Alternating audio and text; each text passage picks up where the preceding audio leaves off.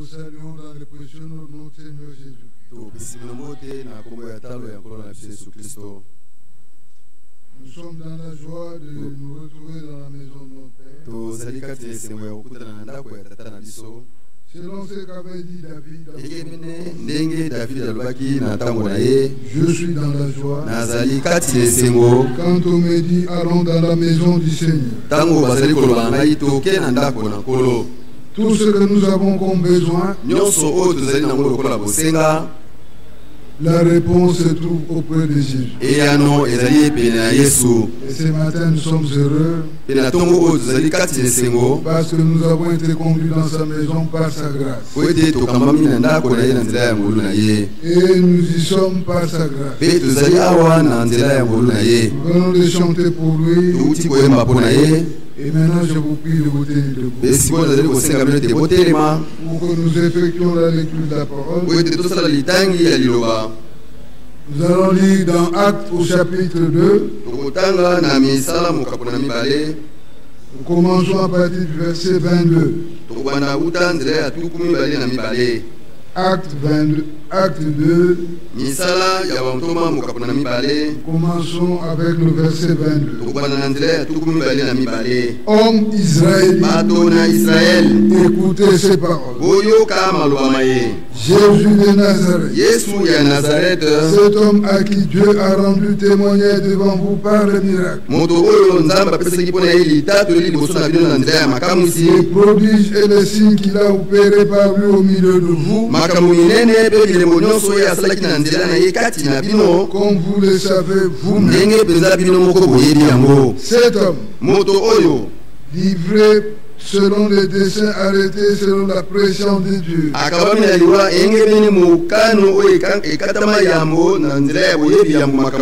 vous l'avez crucifié, vous l'avez fait mourir par la main des impies. Dieu l'a ressuscité en le délivrant des liens de la mort, parce qu'il n'était pas possible qu'il fût retenu par elle. Car David dit de lui-même, David dit de lui, je voyais constamment le Seigneur devant moi, parce qu'il est à ma droite, afin que je ne sois pas ébranlé. Aussi mon cœur est dans la joie, et ma langue dans l'allégresse, et même ma chair reposera avec espérance. Car tu n'abandonneras pas mon âme dans le séjour de mort, et tu ne permettras pas que ton sein voie la corruption. Tu m'as fait connaître les sentiers de la vie. Tu me rempliras de joie par ta présence. Que Dieu bénisse sa parole. Et qui bénisse chacun de nous. Nous qui ce matin nous sommes venus à sa rencontre, nous allons tous nous tourner vers lui. Assurément que nous avons des besoins sur le cœur. C'est à lui que nous allons faire connaître ça. En l'invoquant, en lui présentant notre situation, en lui disant tout ce qui est sur notre cœur. Nous prierons pour cette rencontre. Nous prierons aussi pour le prédicateur du jour, pour les services de la parole. Nous prierons les uns pour les autres, et aussi tout ce qui est sur notre cœur. Nous allons nous tourner vers lui, mais nous allons d'abord chanter ce chant.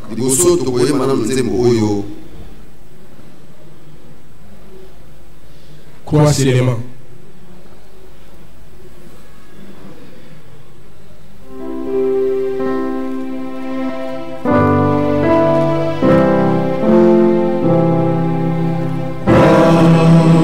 Seigneur.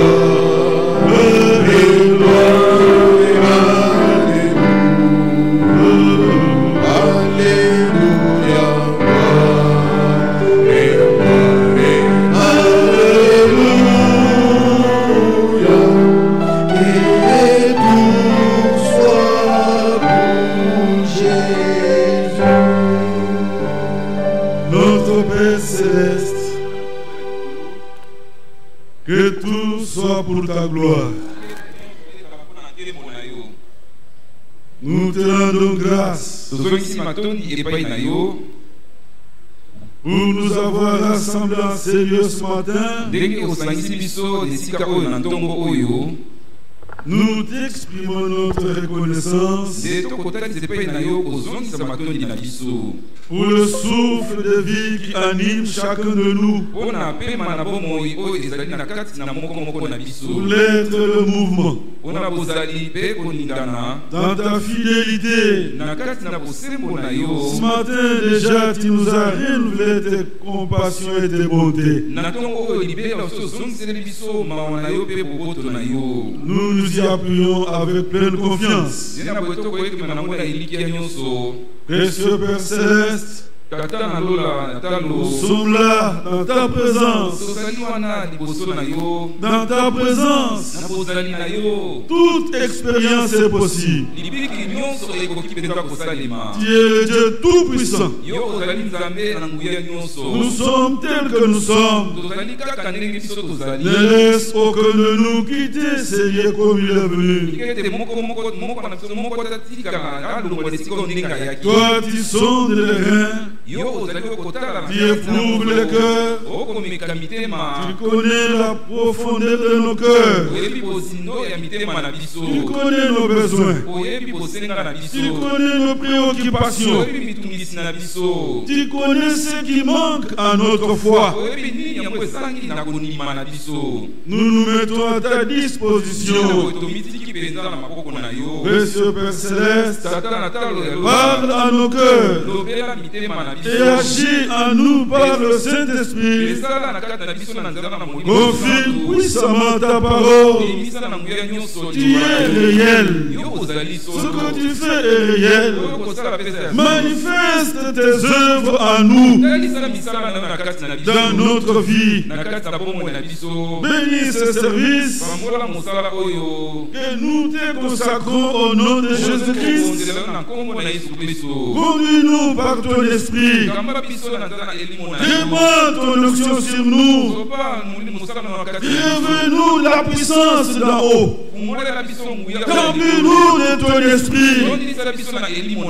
Oh grand Dieu, étends ta main et confirme puissamment ta parole par les prodiges, par les miracles. Nous voulons être transformés. Nous voulons être comme Jésus. C'est le puissant miracle par lequel nous voulons passer. Précieux Père Céleste, nous pensons à tous les saints réunis comme nous dans ta présence. Soutiens-les aussi. Bénis ton peuple. Nous nous attendons à toi. À toi la gloire et l'honneur. Au nom de Jésus-Christ. Amen. Amen. Pour nous asseoir. Mes frères et sœurs, je vous salue au nom de Jésus-Christ. Nos frères et sœurs dans le Seigneur nous sont précieux. Cette ville est remplie d'hommes et de femmes. Mais ce sont nos frères dans le Seigneur, nos sœurs dans le Seigneur qui nous sont précieux. Parfois on peut dans un taxi avec les mondains. Ils disent ce qu'ils veulent. Ils font ce qu'ils veulent. Vous pouvez être au bureau avec le mondain. Ils racontent n'importe quoi. Mais quand nous nous retrouvons, comme nous sommes là dans le Seigneur, ce sont des moments merveilleux. Il est doux. Il est agréable pour des frères de se retrouver comme nous sommes là, unis dans le Seigneur. C'est là que Dieu envoie la bénédiction. Que ce matin, notre Dieu, dans sa fidélité, Il répand sa bénédiction sur nous. Il confirme sa parole. Amen. Amen. Je vous invite à vous lever. Nous voulons lire une parole. Je pense juste un verset. C'est dans Jean chapitre 8. Par respect pour la parole de Dieu, une fois je prêchais à l'IPN là. Mais avant d'aller à la chaire, j'étais dans le bureau de Frère Jean. Je suivais le service à la télévision. Il a demandé à l'assemblée de se lever pour la prière. Et j'ai vu les gens se lever. Mais quand ils ont commencé à prier, automatiquement les gens s'asseyent, quelques gens. Donc, tellement ils sont simplement levés. On parle d'hypocrisie seulement. La Bible dit quand vous êtes debout, faisant la prière. Ewan Frank, 84 ans maintenant. Il reste même 2 heures, 3 heures debout. Nous ne nous ennuyons pas. On ne s'ennuie pas. Nous nous tenons debout dans la présence du Seigneur. Nous voulons lire sa parole. Écoutons, c'est Jean chapitre 8. Juste le verset 29.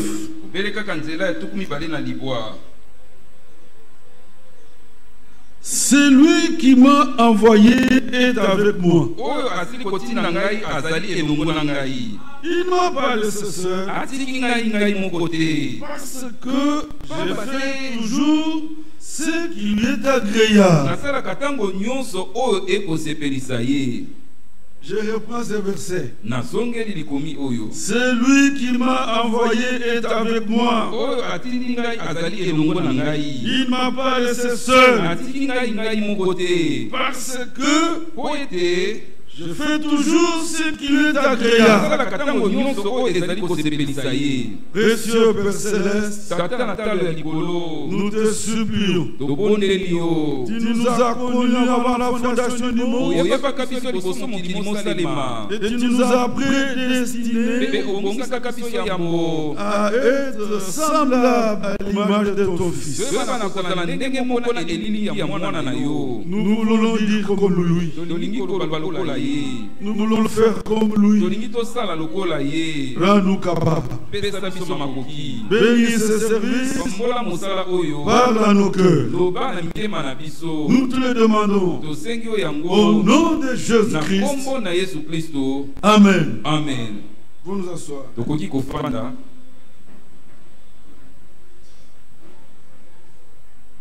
Celui qui m'a envoyé est avec moi. Quel privilège que d'être avec Dieu. Quel privilège. Le Dieu tout-puissant, le créateur des cieux et de la terre, le maître suprême de l'univers. Quel privilège que d'être avec Dieu. Ça c'est merveilleux.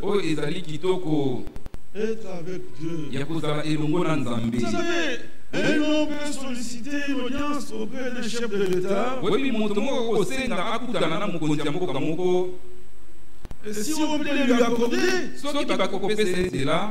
on lui dit il va te recevoir à 9h. Il se réveille chez lui à 4h du matin. Je ne dors plus. Seulement il peut me déranger, m'emporter. Non. À 6h il est sorti. Même avant 8h il est déjà là.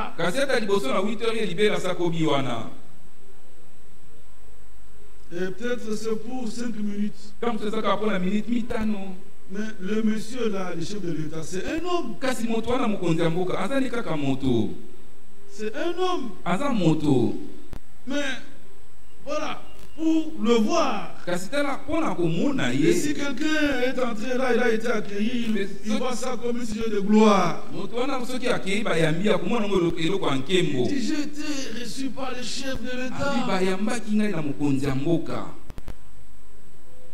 Mes frères, bandeko na ngai, mes sœurs, bandeko na ngai mibali pe ya basi, quel privilège litomba nini si nous soki biso nous avons cette grâce toza na ngolu wana d'être avec Dieu. ya kozala elongo na Nzambe. J'espère que vous n'avez pas oublié na banze te bino bobosani les paroles de Actes chapitre 2. maloba ya mokanda na misala mokapukama na mibale. Il y a une pensée là. Acte 2 verset 28. Il m'a fait connaître le sentier de la vie. Et tu me rempliras de joie par ta présence. Donc on est rempli de joie par la présence du Seigneur. Comme nous sommes là, si lui n'est pas là, mais à quoi servirait-il que nous soyons là? Vivre sans Dieu, c'est manquer le but. Qui que vous soyez, que vous soyez riche ou pauvre, soyez blanc ou noir, mais si vous vivez sans Dieu, vous avez manqué le but. Mais la Bible dit, avec Dieu, nous ferons des exploits. Ça c'est vrai. Tout vient de Dieu. Vivre sans Dieu, alors c'est inutile. Vous avez manqué le but. Ça c'est vrai. Tout ce qui est bon ne vient que de Dieu. Amen. Ça c'est vrai. Mes frères et sœurs, vivre sans Dieu, c'est un échec. C'est manquer le but. Je reprends cette pensée que chacun de nous soit pénétré. Ça c'est vrai. Dans le livre de Jacques, le chapitre 1er, verset 16, verset 17, il est montré ceci. Ne vous y trompez pas, mes frères bien-aimés. Toute grâce excellente et tout don parfait descendent d'en haut, pas des États-Unis, pas du Congo central. Toute grâce excellente, tout don parfait descend d'en haut, le Père des Lumières, chez lequel il n'y a ni changement, ni ombre de variation. Donc tout ce qui est bon ne vient que de Dieu. Si vous le croyez, dites Amen. En dehors de Dieu, vous n'aurez rien de bon. Ça c'est vrai. Je pense que c'est connu ce passage. C'est connu. On va citer seulement cette somme. Chapitre 29. Il a montré que c'est Dieu, c'est le Seigneur qui bénit et qui rend heureux.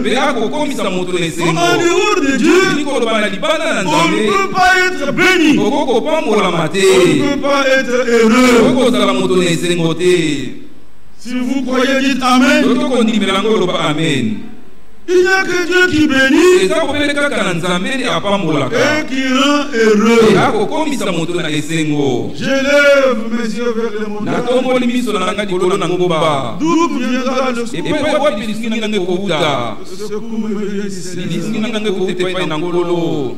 Amen. Amen.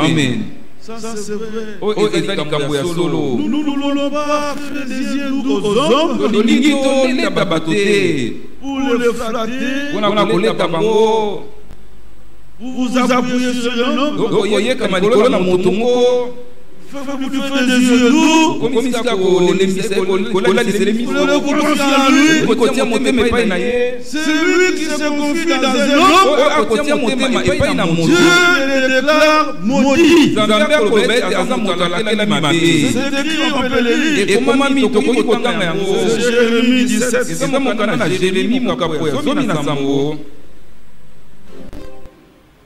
Jérémie chapitre 17. Lisons depuis le verset 5. Ainsi parle l'Éternel. Maudit l'homme qui se confie dans l'homme, qui prend la chair pour son appui et qui détourne son corps de l'Éternel. Il est comme un misérable dans le désert. Et il ne doit pas arriver le bonheur. Il habite les lieux brûlés du désert.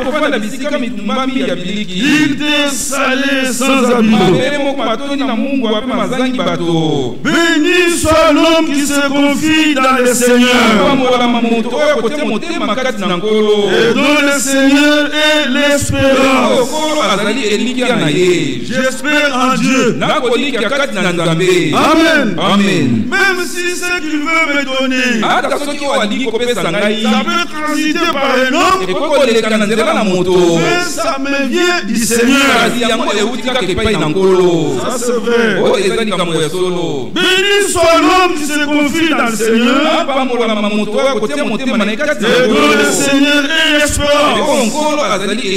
Il est comme un arbre planté près des eaux, et qui étend ses racines vers le courant. Il n'aperçoit point la chaleur quand elle vient, et son feuillage reste vert. À l'année de la sécheresse, il n'a point de crainte, et il ne cesse de porter du fruit. Pourquoi? Notre Dieu, c'est une source sûre, une source permanente. Mais l'homme là en qui vous voulez vous confier, il peut mourir. Vous allez pleurer. Et il est parti. Mais notre Dieu, il demeure.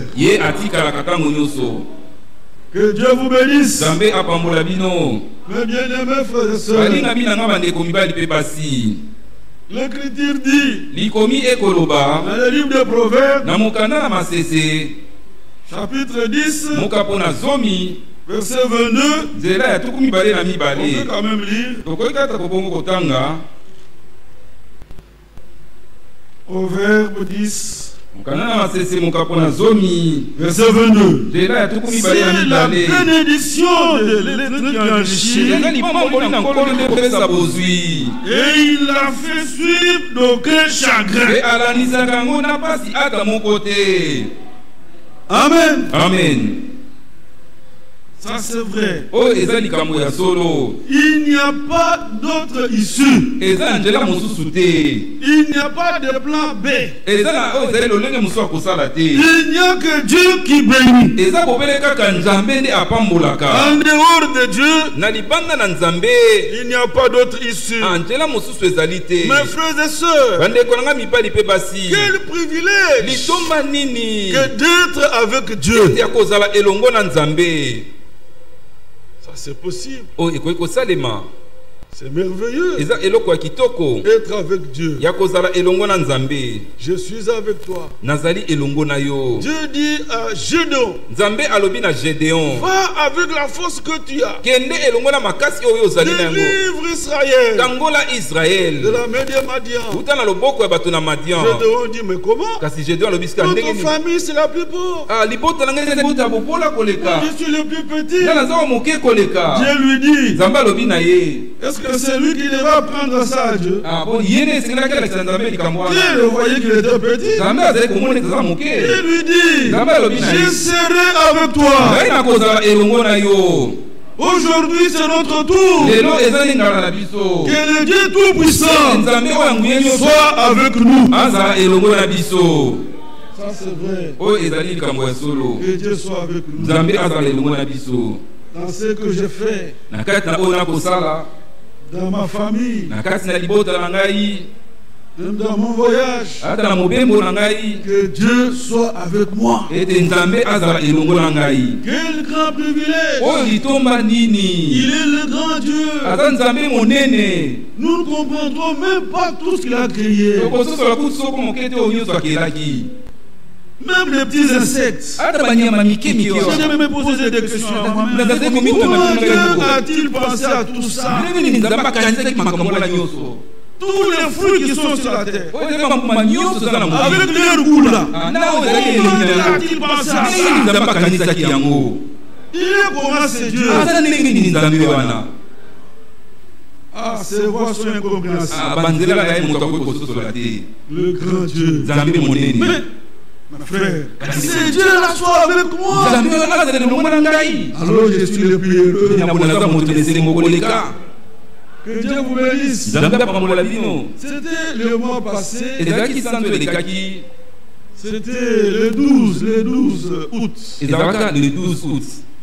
C'était un dimanche. À 9h31. Depuis Floride aux États-Unis,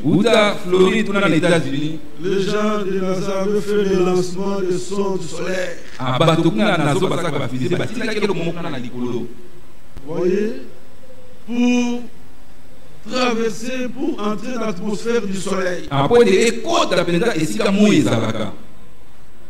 Et on montre que c'est la première tentative de l'homme de pouvoir aller vers le soleil.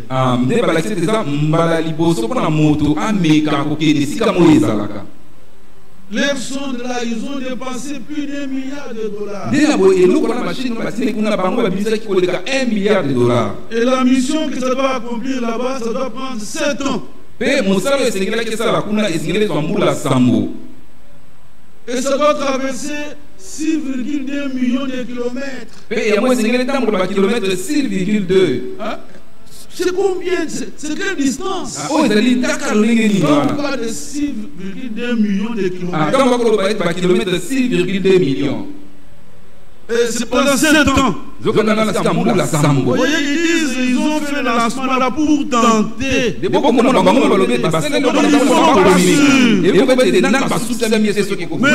Dieu, il a seulement dit que le soleil soit. Mais voilà combien de temps ils vont mettre pour comprendre qu'est-ce qui se passe. Ils disent ils tentent de le faire. Ils ne sont pas sûrs. Pendant 7 ans. Bien-aimés frères et sœurs, quand j'ai entendu ces choses, et c'est grand Dieu là, il veut être avec moi. Quel grand privilège. Quel grand privilège. Mes frères et sœurs, que Dieu nous accorde sa révélation. Nous n'allons pas nous attacher aux choses inutiles de ce monde. Vous pouvez monter, vous pouvez descendre, mais la bénédiction ne vient que du Seigneur. Il n'y a que lui qui bénit. Ça c'est vrai. Il n'y a que lui qui bénit. Il dit, alobi sans moi, soki ngai te vous ne pouvez rien faire. okoki kozala eloko moko te. C'est ce qu'il dit. yango nde akoloba Sans moi, vous ne pouvez rien faire. soki ngai te okoki kozala eloko moko te. Ça c'est vrai. oyo eza likambo ya solo. Il faut que cela pénètre le cœur de chacun. esengeli ete yango ekota kati na motema ya moko na biso. Sans moi, soki ngai te vous ne pouvez rien faire. okoki kozala eloko moko te. Alors, nde na bongo comme Moïse, lokola Moïse nous ne pouvons pas supporter okoki koyika soko faire même un seul pas sans Dieu. itami moko te kozanga nzambe. Je voudrais lire ça dans Exode, nalingi natanga na mokanda na bobimi le chapitre 33. mokapo ya tuku misato na misato. Exode 33. mokanda na bobimi to exode mokapo ya tuku misato na misato. Bon, nous lisons depuis le verset 13. tokotanga kobanda nzela ya zomi na misato. Maintenant, sikawa c'est Moïse qui parle au Seigneur. moïse akolobela nkolo Si j'ai trouvé grâce à tes yeux, soki ngai nasili kozwa ngolu na miso na yo fais-moi connaître tes voies. nalinga ngai banzela na yo Alors je te connaîtrai, nga na koyeba yo je trouverai encore grâce à tes yeux. nakozwa lisusu ngolu na miso na yo. Considère que cette nation est ton peuple. mona ete ekolo oyo eza nde libota na yo.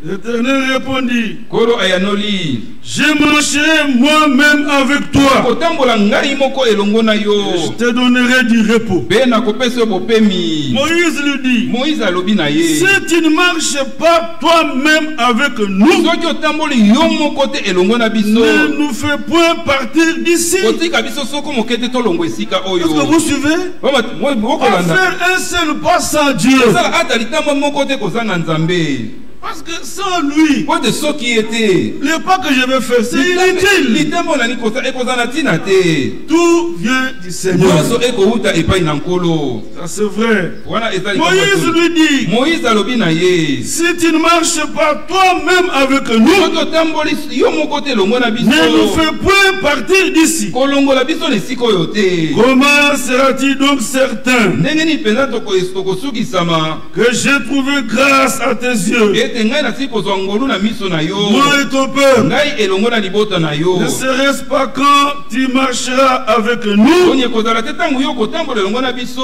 et quand nous serons distingués, mpe ntango wana biso tokozala ya kokesana moi et ton ngai peuple, elongo na libota na yo de tous les peuples qui sont sur la face de la terre? na mabota nyonso bazali na kati na mokili. L'Éternel dit à Moïse, nkolo alobi na moïse je ferai ce que tu me demandes, ngai nakosala oyo yo okosenga car ngai tu as trouvé grâce à mes yeux. papa tosili kozwa ngolu na miso na Je ngai te connais par ton mpe ngai nom. nayebi yo na nkombo na yo. Alléluia. amen.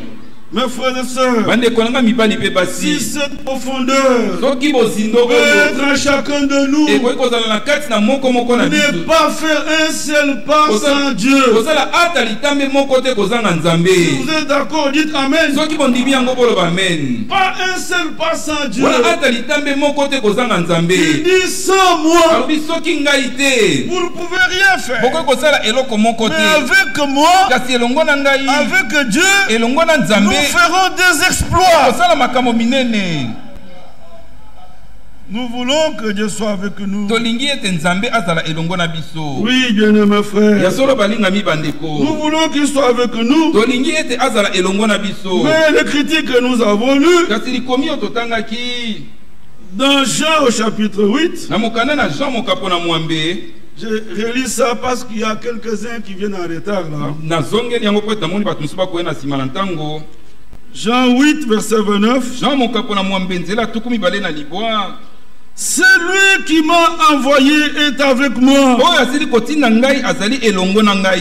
Il ne va pas laisser seul atiki ngai moko te. parce que je fais toujours ce qui lui est agréable. oyo ete nakosala ntango nyonso oyo ekosepelisa C'est ye. ça la seule condition wana bobele kaka eloko moko esengami pour que po ete Dieu soit avec nous. nzambe azala elongo na biso. C'est en toutes choses eza na kati na makambo nyonso faire ce qui lui est agréable. kosala oyo ekosepelisa ye. Il nous a prédestinés à être comme Jésus. Voyez ce que Jésus dit. Chacun de nous doit le dire aussi. Jésus dit ceci. Celui qui m'a envoyé est avec moi. Il ne m'a pas laissé seul. Parce que j'ai fait toujours ce qui lui est agréable. Dans Jean chapitre 5,